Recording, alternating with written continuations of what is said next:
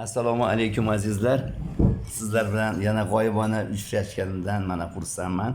Mana Telegram ishlamay qoluvdi-da. Bir oy ishlab virus chiqdi. Mana oxiri mana sabr toqat ekan.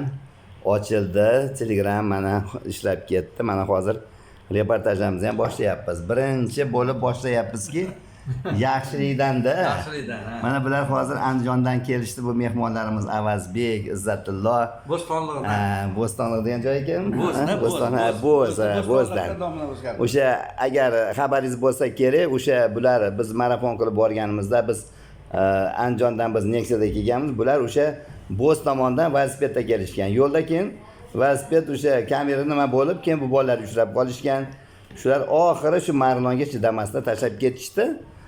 Keyin mana biz keyin ularga bordik. Shuna bo'lib, bular bilan aka-ukadek bo'lib qoldik azizlar. Mana hozir bular mana kelishdi, mana bular. Bir ko'rgan tanish, ikki ko'rgan qarindosh degandek, xudo xolasa, do'stligimiz abadiy bo'lsin, to'g'rimi? Odajon, nima deysiz? Juda to'g'ri. Bu hali ana baq aytgandek, hech kim o'ylamaganda buni işte. Vatama qayerga borsa birortasini chaqirsa, zo'r anaqani biladigan bolalar ro'para bo'ladi-da.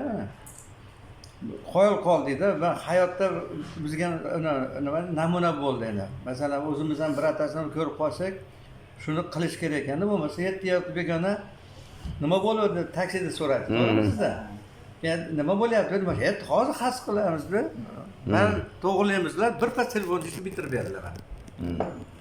Borib ko'rib, hamma yo'lda qilib, velosipedda ana to'lovni qilayotganda meni mehmonlarim aka deb pullarni ham anaqa qilishdi-da.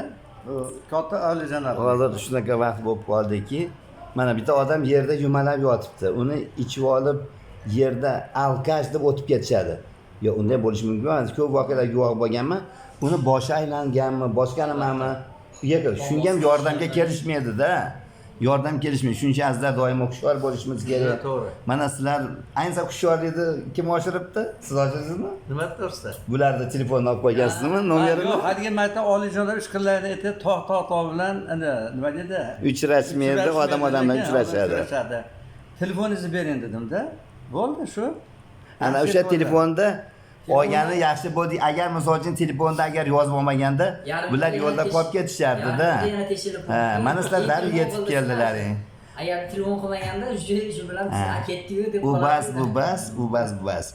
Hammamiz mana shunday bir aka-uka bo'lib uchrashimiz ekan. Uchrashimiz ekan. Xudo xolasa, inshaalloh nima deydi, do'stligimiz abadiy bo'lsin azizlar. Eng asosiy bu yerda tinchlik haqida gap ketyapti. Doim tinchlik ko'p gapiraman, hozir hozir. Tinchlik ekan, mana shunday o'tirishlarimiz, yurishlarimiz, ziyoratlarimiz, to'ylarimiz yarashadi. Shuning uchun azizlar tinchlikni qadriga yetishimiz kerak. Azizlar, doimo mana shunday do'stligimiz abadiy, oqibatda ham. Mana hozir oqibatga kelishdi, mana biz xursand bo'ldik. Ustozimiz nima qildi? Nimaga kelishmayapti? Kelishmasa men nima qilay? So'radim-ku. Billa Damas topaman, billa olib tashlab beramiz dedilar. Shu telefon qildingiz? Birga Damas kelmaganlaringga men aytdimki Damas topaylik, tashlab kelaylik. Ular xijolat bo'lyapti lekin dedim. Har gapda so'raydi. Nima bo'ldi ayirsiz? Shunaqasam, yo'q olib boramiz. Hozir men mana kasalxonada yotibman, men yugurib chiqdim-da. Rahmat. Yugurib chiqdim. Nimaga? Ular bizga qanaqa marhamat ko'rsatishdi bilan. Rahmat. Misol uchun sandan bugün mendan baribir bir-birimizga nimamiz-da. Albatta. Mana xudo xolasa bundan keyin ham do'stligimiz abadiy bo'ladi. Inshaalloh aytganingiz. Ya Otabek bilan bir tanishtirib qo'ysak. Xudo xolasa, albatta. Otabek bizdan sal xasir olganda dedi, yetib kelardim men Andijondan. Sal kursalaring dedilar. Ular bilan ham tanishtiramiz. Albatta, xudo xolasa. Yoqimli ishtaha azizlar, yoqimli ishtaha. Endi bu yerda nima deydi? Rizq, nasib degan narsa